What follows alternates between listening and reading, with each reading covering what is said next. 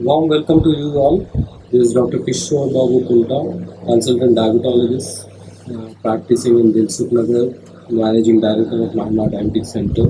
As we know, everywhere globally, we are facing this pandemic called diabetes, and diabetes is a major concern globally.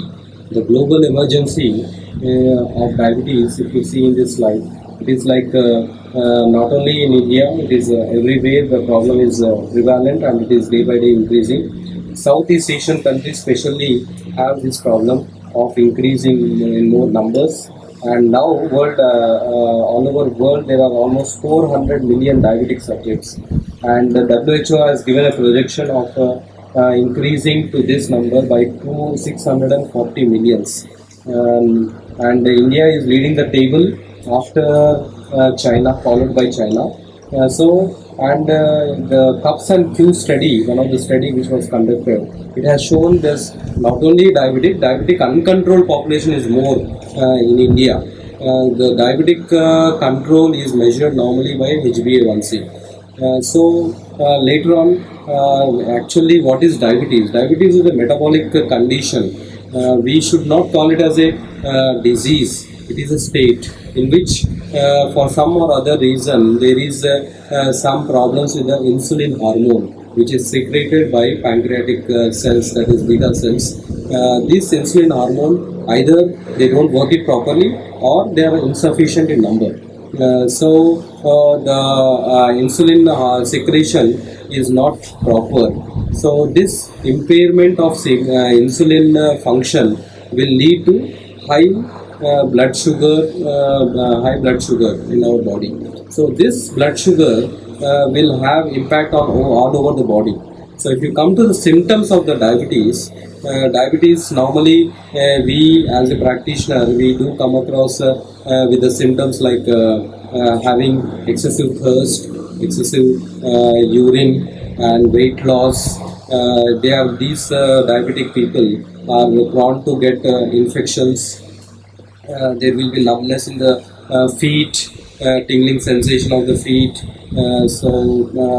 These are the very common symptoms which we do come across, and whenever someone will have these symptoms, we should be aware of this condition, which is because this condition is very prevalent nowadays and it is very common. We should first of all there is ABCD of diabetes. We call it as A stands for a HbA1c. It is a medical terminology. HbA1c is a 3 months blood sugar.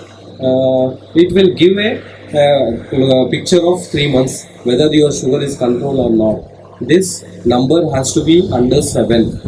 So if it is above 7, some action should be taken from the practitioner side or from the patient side. Coming to B is the blood pressure. Blood pressure has to be under 130/80.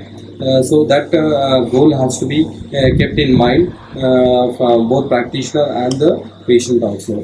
Then C is the cholesterol levels. Not only diabetic people has to take care of blood sugars, they have to keep a track of lipid profile, that is the cholesterol levels. Cholesterol levels, we have so many parameters which we see in the lipid profile.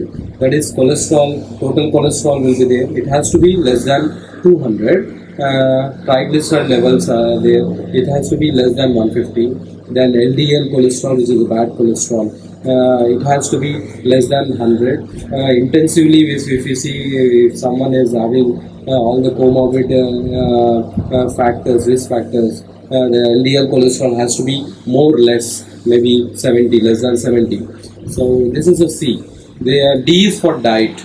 Diet has to be checked to lead a very healthy life of a diabetic subject. Diet has to be taken care not only by the practitioner. He has to give some time for making them aware of what to take and what not to take. My experience tells like cut down has to be from side of rice. We are rice eater people, and rice has been a main culprit which I have seen in my practice, which has a more impact on blood sugar levels. So rice has to be cut down, and not only rice, fruits like banana, pineapple, sapota, sitapal, custard apple has to be cut down. These are things which make sugars high. The permitted fruits are apple, then santra, mosambi. All these can be included in our diet. Half fruit is acceptable. Normally, coming to non-veg part, normally the white meat, that is chicken, is chicken, fish is acceptable. Red meat is has to be cut down, and the patient has to take meals very frequently. There should be not a big gap because of the risk of developing hypoglycemia, that is low sugar episode. Low sugar, it is a condition in which blood sugar comes drastically down under the impact of maybe the medicine which we take, and under the impact of inadequate food. So it is a misconception, like the diabetic people has to take very less. They have to take less, but in a frequent way. Maybe they have to cut down their meal in 3-4 times. That's the thing. That is exercise. Exercise is the main impact, and many people don't know the importance of exercise. Exercise is the main stay which will manage diabetes properly.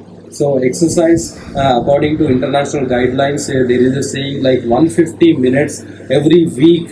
If we dedicate ourselves for a brisk walking, it is enough to maintain diabetes. Not only maintain, if someone is falling in the risk of developing diabetes, for example, some patients will be coming with already their family is strong, their physical activity is not there.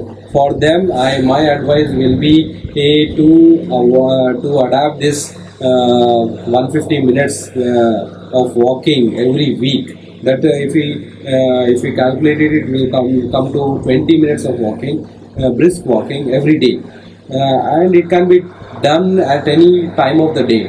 Many people have another misconception of where they have to walk in morning only. It is not like that. If you are very busy enough, you can cut it down into two times. 10 minutes of brisk walking morning, 10 minutes of brisk walking night, whenever you, but you have to walk. That is more important. Exercise is a mainstay. Then E again stand for education. Education. So you should know what exactly is a condition which you are suffering, and you have to know more things. What happens, do's and don'ts has to be in your diary. And you have to discuss with the practitioner or treating doctor about this in detail. Not only practitioner, maybe if a practitioner does not give time, we have diabetes educators or someone who knows about diabetes. So you should take help of those, and you can Google it. You can know many things about what to do and what not to do. So these are this is the thing about E. So ABCD of diabetes is the main mantra to manage diabetes. Many people ask me whether it can be cured. For that question, the answer is no. It can't be cured. We can manage it. We can manage it in a better way. So we can manage. Nowadays, we have so many new molecules coming up. We have so many other normal molecules, like metformin was a very long older molecules, very safe molecule. Sulfonylurea is another group which will make beta cells to secrete insulin, and there are many other groups. The new molecules which we have is DPP4 inhibitor, very good molecule which we normally use it, and it is the efficacy is almost equivalent to an insulin. So insulin can also be, if someone is reluctant of using insulin for a better management of diabetes, we right now have in our armory the molecules which can make their life very easy without insulin also. But those subjects or those patients have to be under proper follow-up and under proper supervision. The SGLT2 inhibitor is a very newer group which has come into market, and the main mechanism of this molecule is in previous days whenever we saw something coming out of urine, that is glucose coming out of urine, we call it as glucosuria. If it was bad, it was considered as to be bad. Now these molecules, this SGLT2 inhibitor group of molecules, they make the glucose which is more in the body through the urine. So they impede the glucosuria, by which the glucose which is present in the molecule in the body will come out of the body, and indirectly the sugar will be normal. Whether it can be cured, no, it can't be cured, but it can be managed properly. And how frequently a patient has to come to a practitioner? Normally, to avoid many investigations which we don't want. Normally, if my suggestion will be every month, if someone comes to me regularly, we can have the feeling of a patient, what is happening with his blood sugars, so that accordingly we can treat him or manage his diabetes properly. And there are certain things which has to be taken care investigation wise on a regular basis. For example, lipid profile, serum creatinine, that is a kidney test, and ECG, and the eye examination. These are the three or four things which has to be monitored very regularly, and this can be only possible with a collaboration of a practitioner and with the help of a patient only. So my advice for the patient is to follow up a practitioner on a regular basis, and to follow what he or she is advising you. Thank you.